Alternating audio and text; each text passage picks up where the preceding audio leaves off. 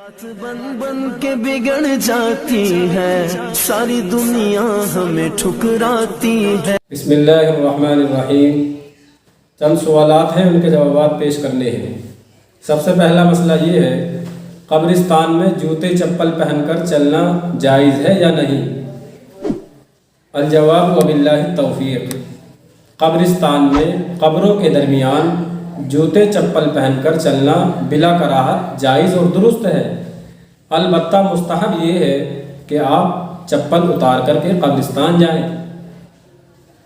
मुस्तहब अमल ये है कि आप चप्पल पहले ही उतार लें और कब्रिस्तान में नंगे पैर जाएं। लेकिन मुस्तहब का अमल मकाम क्या है, मुस्तहब का दर्जा क्या है, वो हमें समझना है। मुस्तहब का मकाम और दर्जा ये है कि अगर आप मुस्तहब पर अमल कर लें तो ठीक, और अगर ना करें तो कोई पकड़ नहीं, कोई टोके नहीं, कोई इसरार ना करे, कोई उस पर मलामत ना करे कि आप ये काम क्यों कर रहे हैं। देखिए, जूते चप्पल पहनकर कब्रिस्तान जाना ये कोई इतना बड़ा मसला नहीं है, क्योंकि आप जब चप्पल पहनकर या जूते पहनकर कब्रिस्तान जाएंगे तो आप इस बात का ख्याल रखें कि आप कब्र पर पाँव न रखें, कब्र पर आपके जूते चप्पल न चढ़ें।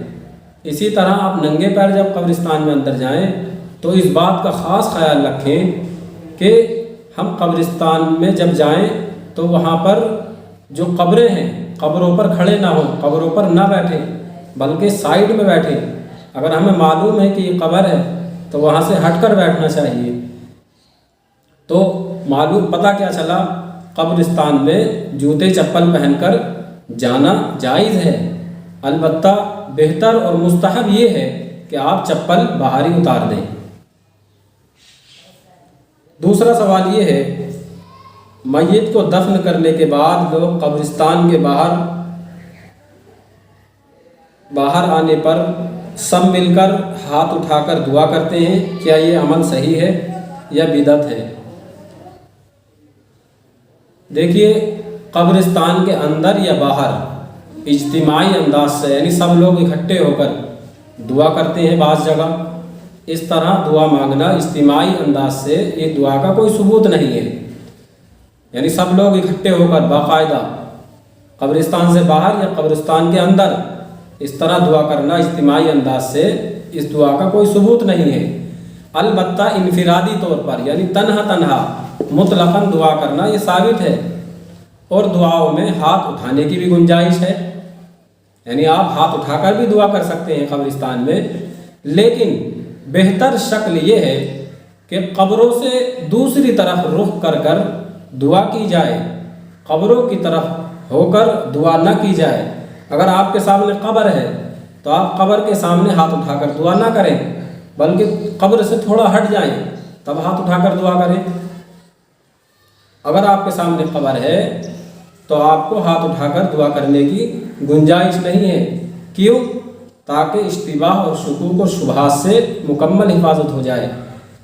हो सकता है कोई अजनबी आदमी देखकर ये समझे कि ये कब्र वाले से कुछ मांग रहा है। इन तमाम शुकूक और शुबहात से बचने के लिए हमें कब्रिस्तान में हाथ उठाकर दुआ नहीं करनी चाहिए। अगर हमें दुआ करनी है हाथ उठाकर, तो कब्र से थोड़ा हटकर हम हाथ उठाकर भी दुआ मांग सकते हैं। तीसरा सवाल ये है, नमाज जनाजा में ताप और वितर आदत का ख्याल रखना ये कैसा है? नमाज जनाजा में जब लोग सब बनाते हैं तो उसमें कोई कहता है कि 5 होनी चाहिए, कोई कहता है 7 होनी चाहिए, कोई कहता है 11, कोई कहता है 10, कोई 12। इसका क्या मामला है? बाज़ इलाक़ों में इस पर बहुत ज़ोर दिया जाता है, सफ़े गिनवाई जाती हैं कि 7 हैं या 10 हैं या 11 हैं या 12 हैं, जिसकी वजह से नमाज में भी ताख़िर हो जाती है। ये सवाल है। देखिए, नमाज जनाजा में ताक आदत की सफ़ों का लिहाज रखा जाए, यही शरान मुस्तहब है, बेहतर है। यदि 5 होनी चाहिए, 7 होनी चाहिए, या 9 होनी चाहिए, या 11 होनी चाहिए, या 13 होनी चाहिए, इस तरह नमाज जनाजा में सफ़ों का इस तरह ताक आदत का होना ये मुस्तहब अमल है, शरअन ये मुस्तहब अमल है। लेकिन ये बात भी जहन में रहे कि ऐसा करना कोई लाजिम और ज़रूरी नहीं है। कि 5 ही हो या 7 हो या 9 हो या 11 हो या 13 हो या 17 हो, ये कोई ज़रूरी नहीं। 10 भी कर लें तो भी कोई बात नहीं, 6 कर लें, 8 कर लें, 10 कर लें तो भी कोई हरज नहीं। बहुत से लोग इसको ज़रूरी समझते हैं, इसके बगैर नमाज जनाजा ये कहते हैं दुरुस्ती नहीं होगी अगर सफ़े ना गिनी गई। बाज़ लोग ऐसा ख्याल करते हैं कि सफ़े ज़रूर गिनी जाएं, तो मालूम हुआ ये कोई ज़रूरी नहीं है।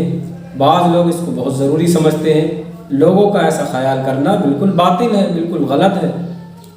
तो मालूम हुआ, खुलासा ये निकला कि सफ़ों को गिनना कोई ज़रूरी नहीं है, बस मुस्तहब अमल है कि आप ताक अदद रखें, 5 रखें, 7 रखें या 9 रखें। और चौथा सवाल ये है, ईदगाह में नमाज जनाजा अदा करना जायज़ है या नहीं। देखिए, ईदगाह में नमाज जनाजा अदा करना बिला कराहत जायज़ है, कोई परेशानी वाली बात नहीं है, आप अदा कर सकते हैं ईदगाह में नमाज जनाजा।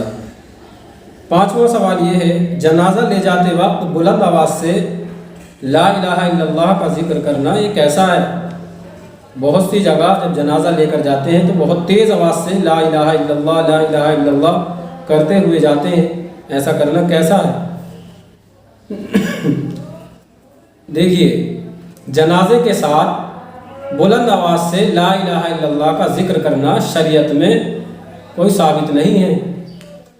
जब हम जनाजा कंधों पर लेकर जाएं उस वक्त हम ज़ोर से अल्लाह का जिक्र ना करें, ज़ोर से हम ला इलाहा इल्लल्लाह ना पढ़ें, बल्कि उस वक्त हम जो भी पढ़ें आहिस्ता पढ़ें, हल्की आवाज़ से पढ़ें, दूसरे को मालूम भी ना हो, हल्की हल्की आवाज़ से पढ़ना है, जो भी पढ़ना है, कलमा पढ़ना है या कुछ और आखिरी सवाल ये है, नमाज जनाजा के ख़त्म होने के साथ साथ दुआ करने का कोई सबूत है या नहीं।